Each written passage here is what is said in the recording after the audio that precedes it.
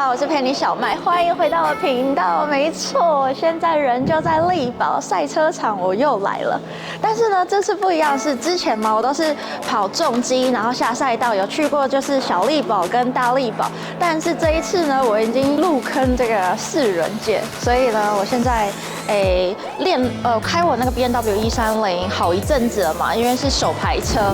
那这一次就也想要就是开手排车下去跑跑看。今天呢，就是感谢茂勋国际借我这个 GR86非常厉害的一台手排车，让我下去跑赛道啊。其实我现在的心情呢，就是非常兴奋，因为我第一次跑赛道嘛，然后我就是蛮紧张的其实。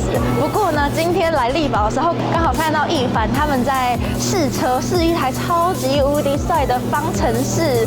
等一下呢，下去的时候，请一凡先开这台86下去几圈，然后让我学习一下，对，观摩一下我们这个力宝最速男他开车的模式，然后我就是照仿他一下。今天呢，只要安全下装，慢慢跑就可以了，好期待哦！等一下下来之后，我再跟大家分享一下我的心情，跟这台 GR86开起来如何。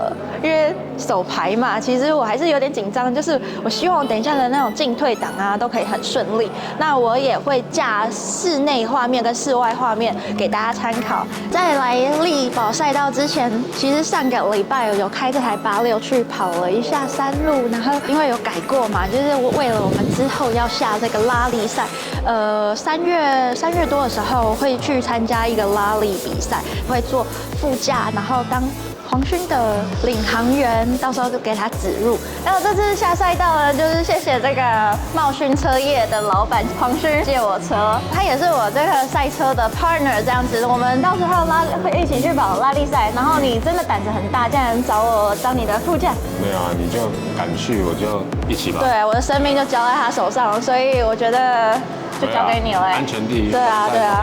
好不好？待会开也安全一点。对，我用生命保护你的车。OK。茂勋车业呢，它是位于台中啊，老板来介绍一下你们的车库，大概的车辆的定位啊。我们是在北屯啊，北屯是军工路225号。OK， 那我们车辆基本上以双 B 占一半。那在1/3呢是性能车，因为这是自己兴趣为主啦。对，那剩下就是一般国产车。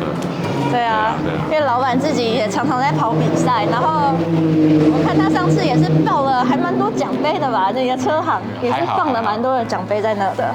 好啦，那拉力号在哪里做？好不好？好，加油！那假如想要买车的话，可以去找老板啦。那等一下就祝我们下场顺利。还听下去吗？今天刚喝完春酒，好，休息一下。其他不行，安全第一。安全第一。那这台车呢，因为已经有调教过，然后有改成就是拉力的，所以它可能赛道上面会有一点点不太一样。不过我觉得还好啊，没关系啊。以我这种这么慢的情况下，应该不受什么影响。这台车呢，就是改完之后，它声音变很大声、很炸，真的是我的菜。怎么会有这么好听的声浪啦？我们就期待一下等一下的赛车场吧。Let's go！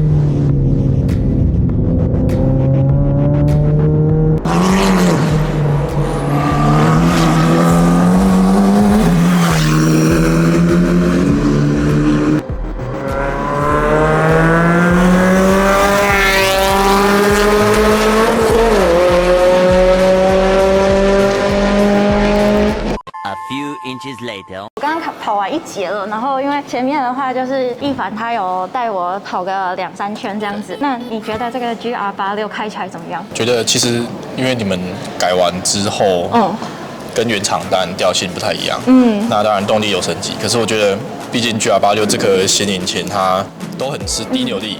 高转速反而比较没有力，所以就算刷完电脑之后，这个的特性还是不会变。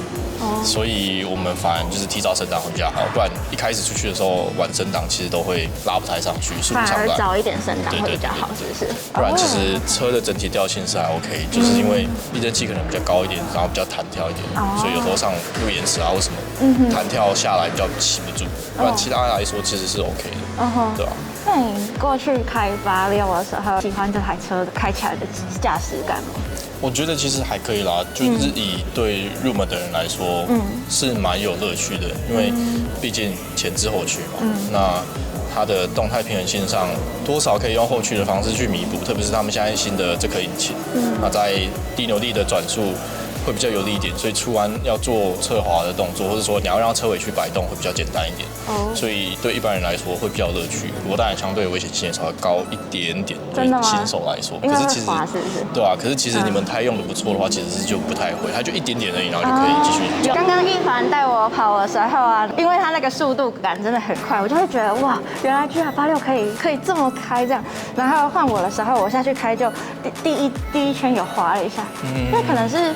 我的转向可能有点过大，对，我在想，对，应该是，到时候会回放一下那个，到时候 track 的那个东东，因为我那时候打模拟器的时候，对，大概 MX5 是2分10左右，但是因为模拟器你就不怕嘛，你就给它踩下去，熟悉后会比较好啊，因为毕竟现实的状况还是有点不一样，像他们有一些地方重复过，所以它的，对啊，所以抓地力会有点不一样，可是多多少少。熟悉之后，应该就会越来越好。那我想问，就是因为我看你会开上路岩石啊，然后都蛮正的，这样不会就是掉速度吗？不会，因为我们要做就是把弯的角度给打开。对，你如果不上路岩石，其实就跟摩托车一样，如果你压车，你就压内，其实你很难过弯，非常难过弯。你一定要走一个弧度，走得越远越好。OK。所以其实理念上是一样的，只是说我们房车因为4个轮子，所以我们可以吃的地方更多。那当然不要说。不正确使用，像是底盘直接跨过去，那当然一定会有问题。可是其实压路岩石这东西还是多多少少有一些技术性层面在，就是重心的转移啊，跟重心的摆放其实是会有差的。我想问哦，因为你都开一些什么 Porsche 啊、那法拉利啊，那种超快的车，那你这样回来开 Toyota 86，会不会觉得这车怎么好像没什么动力？马上接着开会有一点怪怪的，会有点怪怪的，就是会觉得怎么？可是对我来说，我觉得好快，我很害怕，很怕打滑，你知道吗？其实反过来讲也是这样没有错。如果我们开完快的车再来开这个，我们预测的心态会有点跟你们类似，就是会觉得说，我现在这样子踩油门会不会打滑？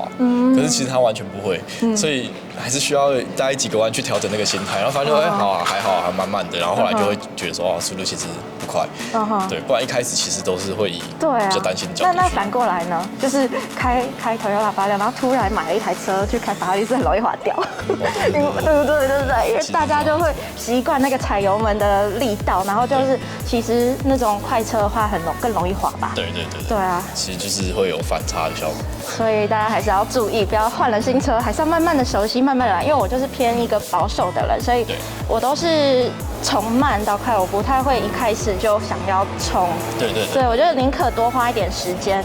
对。慢慢建立信心啊，其实玩车就是这样，对吧？没问题。好，那你还有什么建议吗？对新手啊，或者是想要来玩赛道的人啊？就是多练习，不一定要用改车或是说改轮胎的方式去做，主要是要熟悉场地跟车辆，然后慢慢变快。所以原厂车也是。对啊，不然你一直在改装，一直在升级，其实有时候不一定是升级到技术，有时候升级到车而已。所以描述并不代表一切。Right，一凡是不是也有在教学？对。OK， 所以之后假如大家想要来力宝也没有安全感的话，也可以找一凡来上课，对吧？可以直接联络我，你直接 DM 你这样子。对 OK， 好啊，那今天影片就到这里了。假如喜欢的影片，记得点赞、订阅、加分享。那我们就下次见，拜拜，谢谢一凡。